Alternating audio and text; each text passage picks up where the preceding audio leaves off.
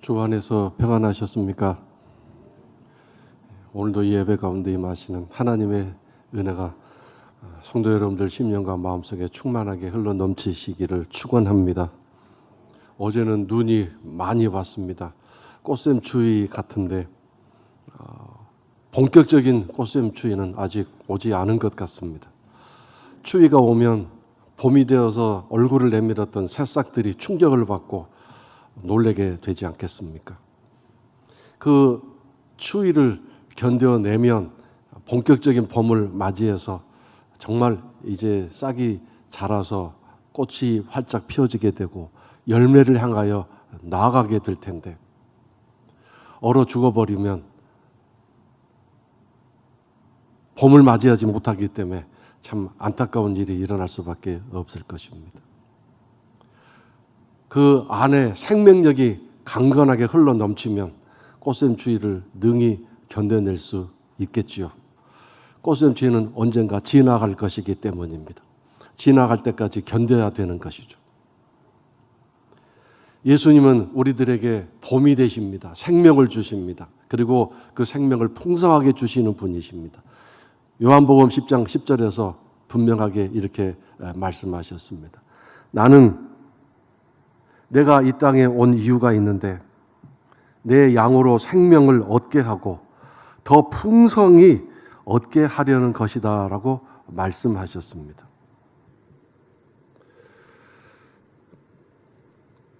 얻는다라는 말을 잘 기억하십시오. 얻는다. 화면에 말씀을 보여주시면 좋겠습니다. 얻는다라는 말은 받는다라는 뜻입니다. 양에게 생명을 주고 우리는 그 생명을 받아야 합니다. 얻는 것입니다. 그리고 그 생명이 풍성하게 되도록 또 주시는 은혜를 얻어야 합니다. 받아야 되는 것이죠. 근데 여러분, 꽃샘추위라는 말이 무슨 뜻인가요? 그 꽃을 시기하고 질투하는 추위라는 뜻입니다. 우리 성도들이 생명을 얻고 그 생명이 풍성하게 되어지는 것을 시기하고 질투하는 존재가 있습니다. 바로 사탄이요 어둠의 영입니다. 그래서 요한복음 10장 10절에서 계속해서 예수님은 사탄이 하는 일이 무엇인지를 세 가지로 말씀하고 있습니다. 도둑이 오는 것은 도둑질하고 죽이고 멸망시키려는 것뿐이다 라고 말씀하셨습니다. 도둑은 사탄을 의미하고 어둠의 영을 의미합니다. 그래서 이 악한 영은 시도 때도 없이 우리 인생에 꽃샘 추위와 같은 그런 어렵고 힘든 일들을 던져놓습니다. 지난주에 신문을 통해서 읽은 뉴스 하나가 제 마음을 아프게 했는데 혹시 보신 분도 있을지 모르겠습니다. 사랑하는 막내 아들이 갑자기 열이 나서 병원에 데려갔는데 병원에서는 코로나 검사를 해서 결과를 가져와야 된다고 요구했다고 합니다.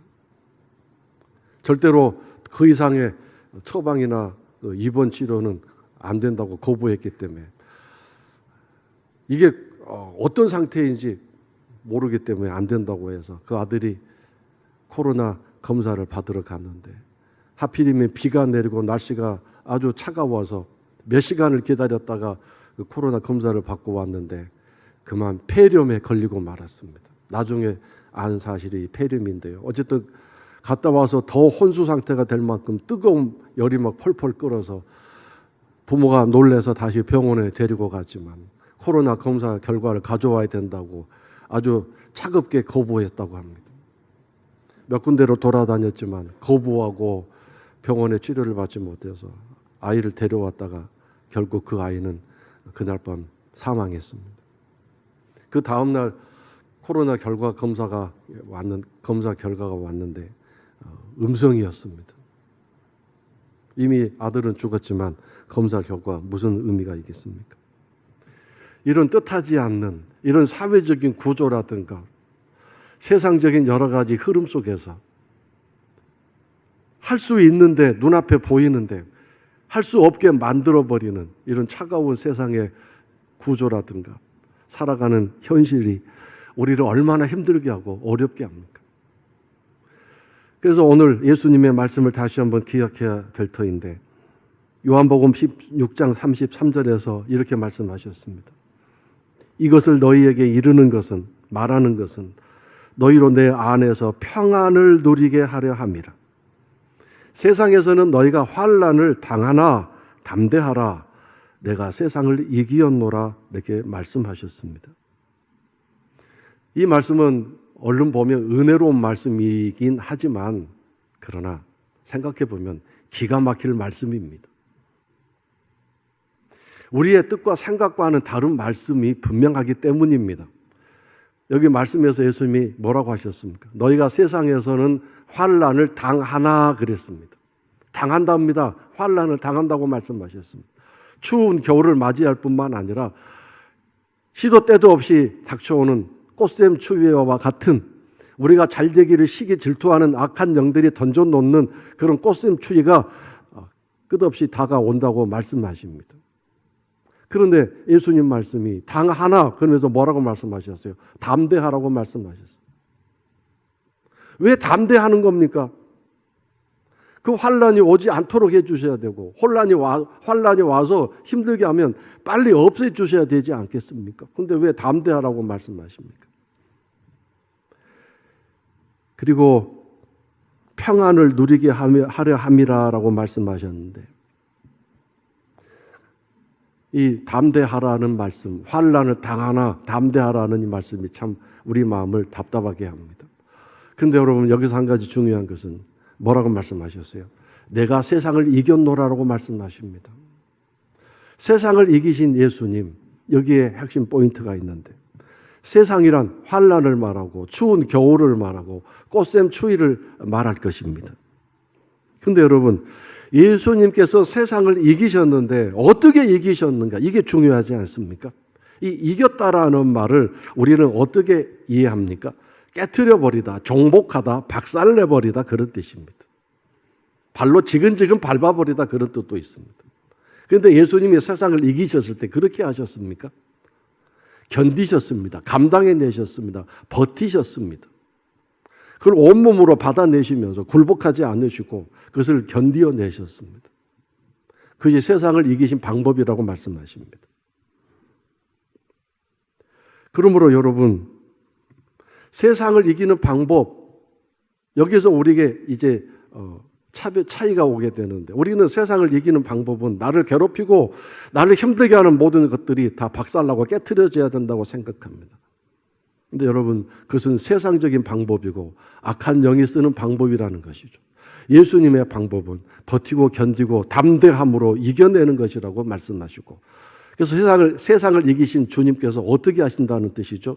내 안에서 평안함을 누리면서 그 환난과 고통을 견디어내라, 이겨내라. 내가 너와 함께 하겠다. 내가 비법을 가르쳐 주겠다. 그 환난을 이겨내고 견디는 방법을 가르쳐 주겠다. 그래서 견디어내면 겨울이 언제나 겨울 아니지 않느냐. 봄이 올게 될 것이다. 때가 되면 봄이 온다. 그러면 활짝 피어나게 될 수 있지 않겠느냐. 그것이 멋진 승리다라고 말씀하십니다. 너를 괴롭히고 너를 죽이려고 했던 추운 겨울이 멋쓰게서 기가 막혀서 도망가고 슬슬 피하는 날이 분명하게 오게 될 것이다. 아, 내가 감당할 수 없는 존재구나라고 기가 죽어서 도망할 날이 오게 될 것이다. 그것이 내 사람의 승리고 내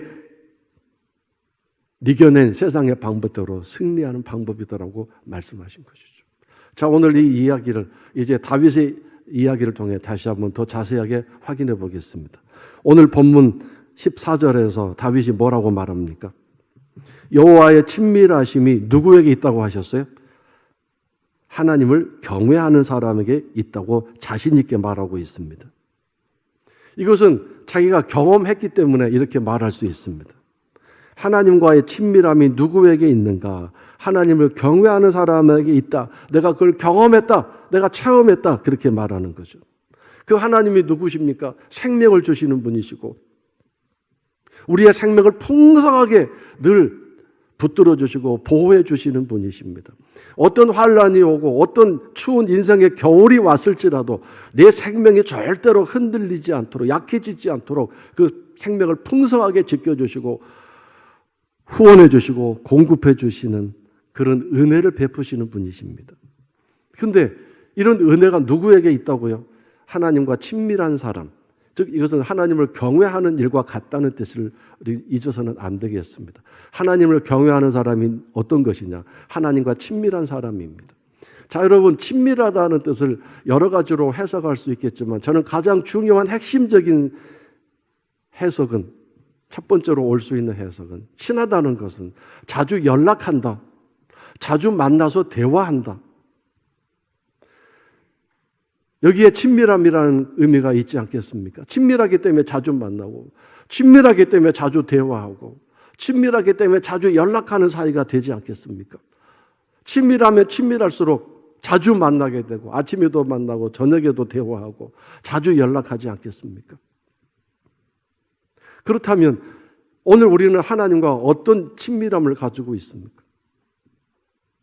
누가 아무리 무슨 말을 한다 할지라도 하나님과 주님과 자주 연락하고 대화하고 자주 만나는 일이 없다면 이건 친밀함이 아니고, 그리고 하나님을 경외하는 일이 될 수 없는 것 아니겠습니까? 경외라는 말은 귀하게 여기다, 존중하다, 내 생명처럼 여기다, 아니 내 생명보다 더 귀하게 여기다, 이런 뜻과 함께 기뻐하다, 즐거워하다, 좋아하다라는 그런 뜻을 가지고 있습니다. 하나님을 경외한다는 것은 하나님이 좋기 때문에, 하나님이 너무도 기쁘기 때문에 자주 만나고 연락하고 대화하고 싶어지는 관계가 되는 것 아니겠습니까? 하나님은 우리를 그렇게 하고 싶어 하십니다. 우리를 사랑하시기 때문에 자주 만나서 대화하고 싶고 자주 연락을 주고받고 싶고 그리고 자주 만나고 싶어 하시는데, 과연 오늘 우리는 그런 친밀함을 하나님께 드리고 있느냐 하는 것입니다. 어떻습니까, 여러분? 우리는 죽은 자의 땅에 있지 아니하고 살아있는 자의 땅에 있어야 한다는 말씀을 함께 나눈 적이 있습니다.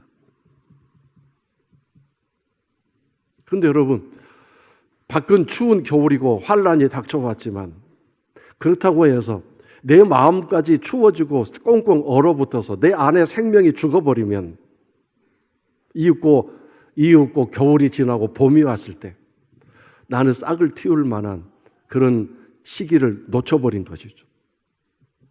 그러므로 내가 죽은 자의 땅에 있지 않고 산 자의 땅에 있다는 것은 내 마음, 내 생명이 살아있는 것을 말합니다. 그래서 하나님은 원수가 보는 앞에서 기죽지 말고 밥 열심히 먹어라, 밥상 차려주신다고 하지 않았습니까? 내 마음, 내 심령이 살아있는 자의 땅, 그런 상태가 되어야 하는 것이고, 그것이 바로 믿음을 지키는 것이고 하나님과의 친밀함 속에서 주어지는 하나님의 생명력을 공급받고 얻는 것입니다. 그래서 그런 환난 속에서 담대하게 이겨내고 견디고 버티는 것이 예수님의 세상을 이기신 것처럼 나도 세상, 그 환난, 추운 겨울, 꽃샘 추위를 이겨내게 되는 것입니다. 예수님이 이겨내신 그 비법, 방법대로 그 방법을 내가 받아서 이 환난을 이겨내고 원수를 이겨내고 추운 겨울을 이겨낼 수 있는 것이죠. 이것이 산자의 땅에 살아가는 성도의 삶입니다. 다윗은 그래서 15절 오늘 본문 말씀에서 뭐라고 얘기했습니까? 내 눈이 항상 여호와를 바라봅니다 라고 했습니다. 항상 여호와를 바라봅니다.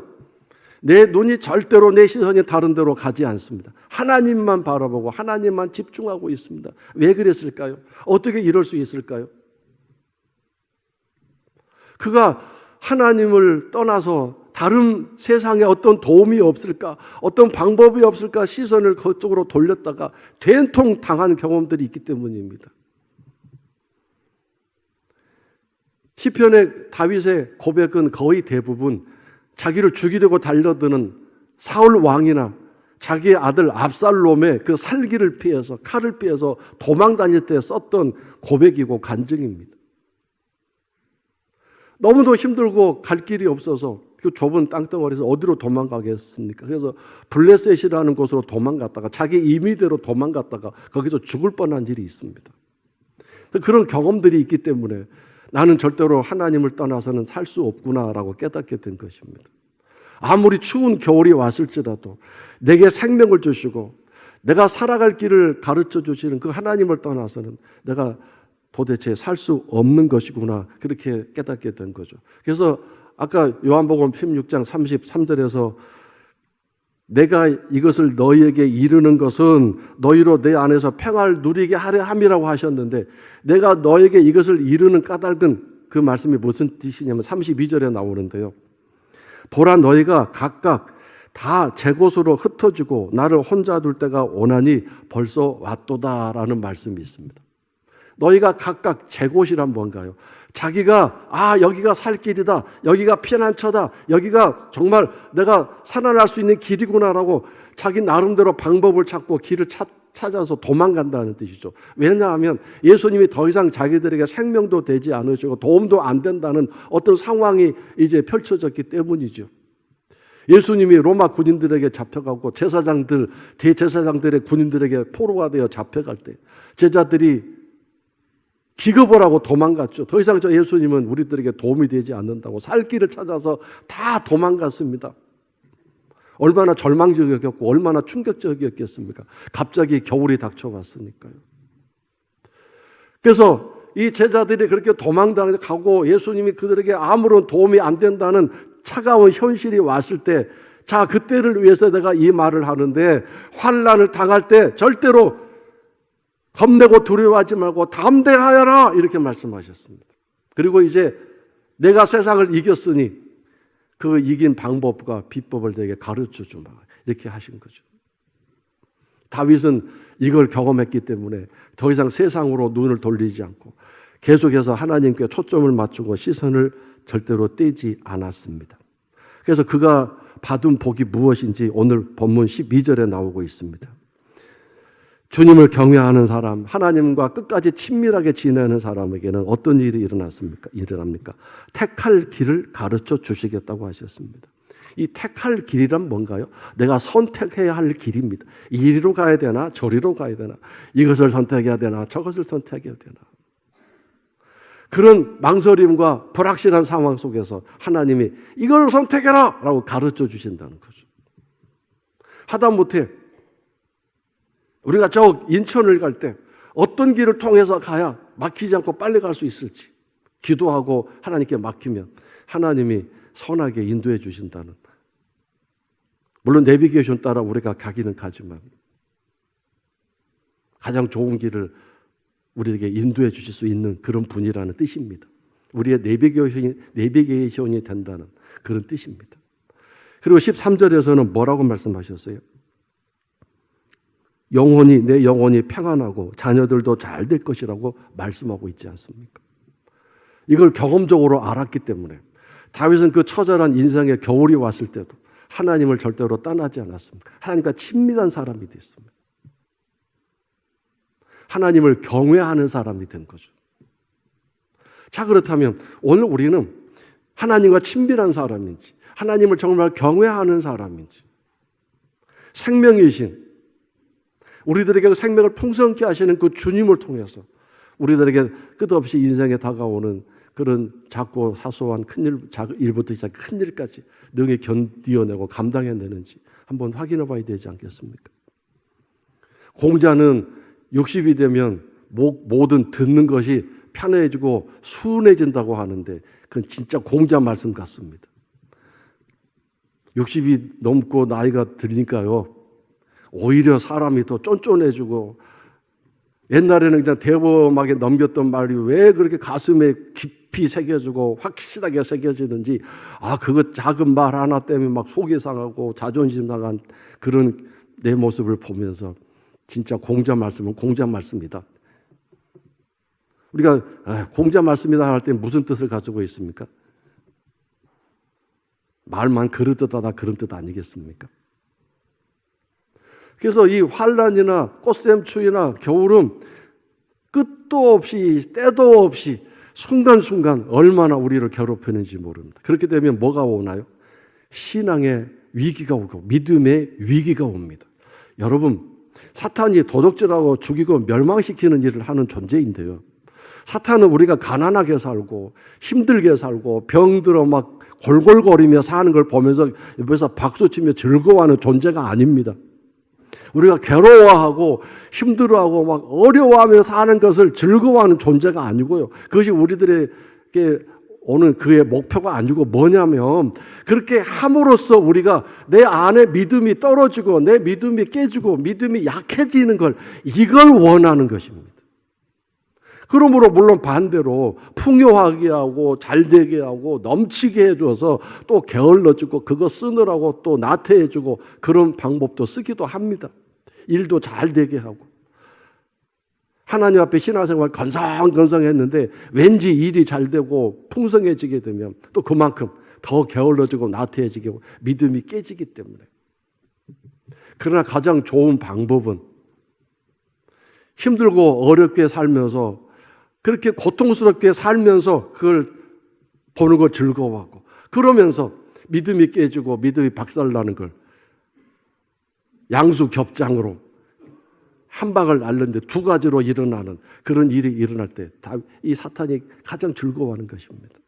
그래서 오늘 우리가 하나님을 향하여 흔들리지 않는 믿음을 가지고 내 안에 생명력을 가지고 추운 겨울이 왔을 때 견디고 버텨야 되고 담대하게 그것을 이기고 견뎌내야 하는 것입니다. 그래서 저는 뿌리치다라는 말을 생각해 보았습니다. 뿌리치다. 뿌리치다라는 말은 뭔가 막 강력하게 매달리고 붙잡는 것을 또 나도 강력하게 뿌리치는 것을 쫓아내는 것을 말합니다. 이건 어지간한 거부와 어지간한 절제 가지고는 안 되는 강력한 유혹과 시험을 말합니다. 우리의 신앙생활은 뿌리치는 신앙생활이라고 저는 생각합니다. 염려와 근심, 외로움과 분노, 절망과 두려움, 또는 욕심, 또는 편해지고 싶은 마음, 이런 여러 가지 모든 환경뿐만 아니라 내 마음속에 일어나는 모든 감정들을 뿌리쳐야만 내가 믿음을 지키고 내 안에 주신 그 생명력을 계속 유지하고 보호할 수 있다는 것을 깨닫습니다. 여러분, 의지적으로 결단하고 온 힘을 다하고 고생하며 애써야 하는 것, 이것이 바로 저는 신앙생활의 분명한 모습이라고 저는 생각합니다. 우리는 사는 것도 힘들고 애를 써야 되고, 이 애쓴다는 말이 뭔가요? 창자가 끊어질도록 힘을 쓴다는 뜻입니다. 물론 우리가 인생 매일매일 애를 쓰는 것은 아닙니다. 그렇다면 정말 스트레스 받아서 정말 어떻게 생명을 유지할 수 없을 것입니다. 그러나 우리의 인생 가운데 이렇게 애를 써야 할 만한 순간들이 오면 얼마나 힘듭니까? 그러나 성도 여러분, 신앙생활은 매일매일 애를 써야 합니다. 그렇지 않으면 곧바로 우리는 믿음이 박살나고 믿음이 깨지는 것이죠. 사탄이 도둑질하고 죽이고 멸망시키는 것은 우리들이 가지고 있는 믿음이고 생명입니다. 이걸 깨트리고 부수는 것입니다. 그래서 그런 시험을 이겨내야 하는 것이죠. 사탄이 뭐 연중행사로 월중행사로 와서 우리를 시험하고 공격하는 게 아닙니다. 매일매일 합니다. 내가 계속해서 내 믿음을 굳건하게 지키면 날마다 와서 괴롭힙니다.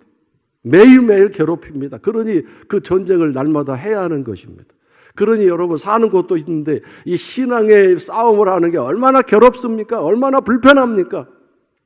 그래서 점점 우리는 편한 쪽을 선택하고 현실을 얘기하고 상황을 얘기하면서 점점 신앙생활에서 이렇게 하나님과 친밀함에 멀어지게 되고 하나님을 경외하는 일이 없게 됨으로 인해서 내 안에 생명력이 사라지고, 그래서 이제는 신앙적으로 이겨내야 할 일들을 이겨내지 못하고 감당해야 할 일을 감당해내지 못하고 작은 일부터 큰 일까지 늘 인간적인 모습으로 세상적인 방법으로 이겨내고 견디려고 하니까 거기서 고통이 다가오고 마음속에 행복함이 없는, 기쁨이 없는 그런 신앙생활, 늘 끝없이 겨울이 계속되는 그런 신앙생활이 우리에게 오고 있는 거 아니겠습니까? 세상에서는 환난을 당하나 담대하라, 내가 너희에게 평안을 주겠다고 하지 않았습니까? 환난이 계속되고 겨울이 왔을지라도 주의 생명력이 내 안에 있다면 평안할 수 있다고 말씀하지 않았습니까? 평안, 내 안에서 평안하라, 담대하라. 내가 너와 함께한다.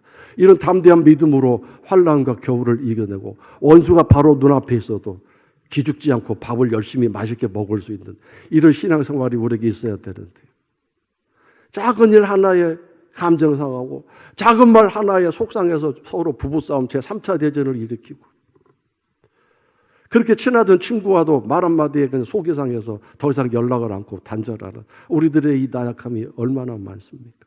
그런 작은 일 하나도 견디지 못하면서 어떻게 믿음으로 세상에 다가오는 환난과 시험을 이길 수 있겠습니까? 뿌리칠 수 있겠습니까? 이렇게 애를 쓰고 힘쓰고 살아가는 신앙생활이 특별한 일이 아닙니다, 여러분. 특별한 일이 아니고 일상적인 일이고 당연한 일입니다. 당연한 일, 일상적인 일을 뭐라고 말합니까? 상식적인 것이다라고 말합니다. 이렇게 살아가는 것을 알고 있는 것이 상식적인 지식, 신앙적인 지식입니다. 상식적으로 살지 않는 것을 뭐라고 말합니까? 그런 사람을 뭐라고 말하죠? 비상식적인 사람이라고 말하고 몰상식하다고 말합니다. 길거리에 쓰레기 버리는 것, 이거 신앙과 상관은 없습니까? 그렇지 않습니다. 신앙적으로 상식이 있는 사람이 된다면 길거리에 쓰레기 버리지 않습니다. 신앙적으로 상식이 있는 신앙생활을 하면 식당에 가서 휴대폰 크게 받고 식당에 앉아 서로 크게 식당 전세 낸 것처럼 소리 질러가면서 얘기하지 않습니다. 왜냐하면 다른 사람의 권리와 입장을 생각하는 사람이 되기 때문입니다. 이것이 신앙 상식입니다. 이런 모든 일들이 하나님과 친밀한 관계에서 하나님을 경외하는 가운데에서 일어나는 일인 것입니다. 그런데 여러분, 이 세상은 비상식적인 것이 이제 상식적인 일이 되어버리고 말았습니다. 술 취한 여자가 갑자기 달려들어가서 아이와 함께 있는 아버지를 폭행하지 않았습니까? 근데 그 아버지는 그 여자를 손대지 못합니다. 막지 한번 잘못했다가는 성추행이 되기 때문에 아이 보는 앞에서 얻어맞았습니다. 나중에 아니나 다를까 자기를 성추행했다고 자기도 폭행당했다고 맞고소하지 않았습니까? 또 언젠가 며칠 전에는 지하철 전철 안에서 또 술 취한 여자가, 요즘 왜 여자들이 20대 여자가 술 취한 일이 많은지 무섭습니다. 휴대폰으로 막 남자 머리를 찍는 일이 일어나서 피가 막 낭자게 흐르는데 꼼짝 못합니다. 함부로 손댔다가는 성추행되니까. 이런 비상식적인 일이 상식적인 세상으로 되어버렸습니다. 그러므로 여러분, 신앙적인 삶에서 상식적이어야 할 신앙의 이 상식적인 신앙의 모습들이 어느새 그것은 비상식적인 일이 되고 비상식적인 신앙의 일들이 오히려 상식적인 일이 되어버렸습니다. 예배하는 일, 기도하는 일, 하나님 앞에 찬송하는 일이 이런 코로나 시대에 하면서 비상식적인 일이 상식적인 일이 된 것처럼 이렇게 얘기하고 주장하는 일이 일어나 버렸습니다. 남들도 다 그렇게 하는데 라고 하면서 비상식적인 일들이 상식적인 자리를 차지하고 있습니다. 오늘 우리들의 신앙은 어떻습니까? 정말 하나님 앞에 하나님을 경외하는 하나님과 친밀한 가운데에서 신앙생활을 하고 있습니까? 누가 뭐라고 그래도 어떻게 그렇게 비상식적으로 이 시대에 신앙생활을 하느냐고, 그렇게 해야 되냐고 비난하고 조롱할 때 이것이 신앙의 상식입니다라고 당당하게 말할 수 있는, 담대하게 그 믿음을 지킬 수 있는 우리들의 신앙생활이 있습니까? 지난 주 중에 공식 어떤 행사에 갔습니다. 그 바쁜 공식 행사 많은 순서들 중에 어떤 한 분이 단상에 올라서 이야기를 시작했습니다. 그 행사에 많은 사람들이 와서 가득가득 채워져서 막 사람들이 열기로 막 더운데 그분이 이야기를 시작하는데 10분 지나고 20분 지나고 30분 지나고 40분이 지났습니다. 그 이야기 내용도 누군가를 막 공격하고 비난하고 욕하는 이야기였습니다. 그 바쁜 시간에 혼자서 40분을 썼습니다. 거기 가득 채워졌던 사람들이 한 명씩, 두 명씩 나가서 그분 이야기 끝났을 쯤에 한 4분의 1 남았을까요? 근데 아랑곳 없이 자기 할 얘기 다 합니다. 제가 왜 이런 얘기 하냐면 그분이 바로 교회 다니시는 분, 교회 중진이었기 때문에 너무 답답했습니다. 신앙적인 상식이 어디 간 것인가? 하나님을 경외하는 것이 어디 간 건가? 하나님과 친밀함이 어디 간 건가? 이런 생각을 하게 된 것입니다. 하나님과 경외함은, 하나님과 친밀함은 일상적인 삶에서 드러나는 것입니다. 그 주님의 생명력이 내게서 다른 사람에게로 흘러가는 것입니다. 내가 이 땅에서 살아가는 모든 사람들에게, 겨울을 맞아 힘든 사람들에게 내 안에 주신 그 생명력을 가지고 그 사람을 위로하고 격려하고 기쁨이 되고 소망이 되게 해주는 삶 아니겠습니까? 어떤 분이 이렇게 얘기하시더라고요. 저는 자신합니다. 저는 복 있는 사람이라고 자신합니다. 왜요? 그랬더니 제가 식당 가면 텅 비어있던 식당에 제가 가면 곧 뒤로 막 손님들이 옵니다. 저는 그런 자부심을 가지고 삽니다. 그리고 저는 그렇게 살고자 기도하고 있습니다. 얼마나 멋진 얘기입니까?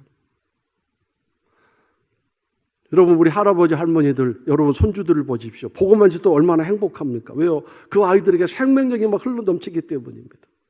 근데 여러분, 비실비실하고 힘이 없고 얼굴에 수심이 가득하고 또 입을 열면 늘 불평, 불만이요. 그런 사람 보고 있으면 생명력이 넘칩니까? 그렇지 않지 않습니까? 하나님을 경외하는 사람은 다른 사람의 입장을 배려하고 다른 사람의 권리도 인정해주고 내 입장과 내 권리만 주장하는 게 아니라 그것이 바로 하나님을 경외하는 사람이요. 생명력을 가진 사람이라고 저는 믿습니다. 그것이 하나님과 친밀한 사람의 모습이라고 저는 믿습니다. 그래서 오늘 성도 여러분, 비록 힘들고 어려운 세상이고 사람마다 각각 다 자기 입장과 자기 생각이 있을지라도 우리 성도 여러분들은 세상을 이기신 그 주님을 통해서 어떻게 세상을 이겨내고 감당해내고 견뎌내는지 그 주님의 비법을 잘 배워서 가끔 겨울도 오고 가끔 사탄이 꽃샘추기도 던져놓은 내 인생일지라도 믿음으로 잘 견디고 버티고 이겨내셔서 성도 여러분의 믿음의 생활이 열매도 맺히고 꽃도 피고 그렇게 모든 사람에게 이익이 되고 도움이 되고 기쁨이 되고 본받을 만한 그런 신앙생활 될 수 있는 하나님이 쓰시는 우리 복된 성도 여러분들, 복 있는 성도 여러분들 되시기를 주의 이름으로 축원합니다.